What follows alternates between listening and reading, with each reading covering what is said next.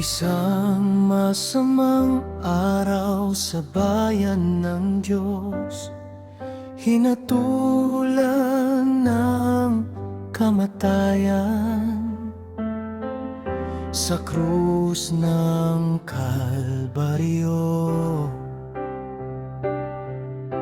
Walang kasalanan pero kinutya si Jesus na sugo ng Diyos.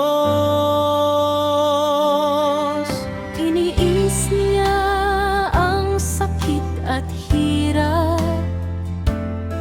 sa mundo na dapat magdusa. Inako niya ang kasalanan na parang isang tupa. Si Jesus na sugo ng Diyos.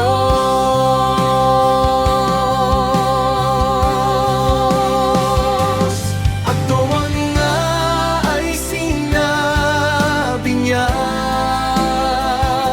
Ama, patawarin mo sila. Ano man ang kanilang nagawa, at sabihin na mahal sila ni Jesus na sugo ng Diyos.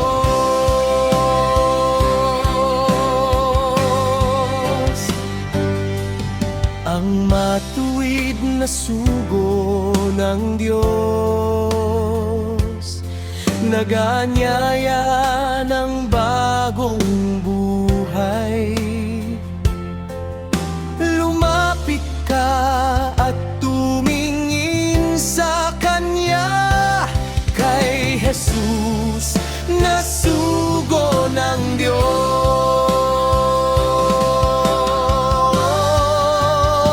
Sa kamatayan, sa krus ay inako niya ang kasalanan ng bawat isa. Pagpapatawad na walang kapantay, ilalaan sa mga tumanggap.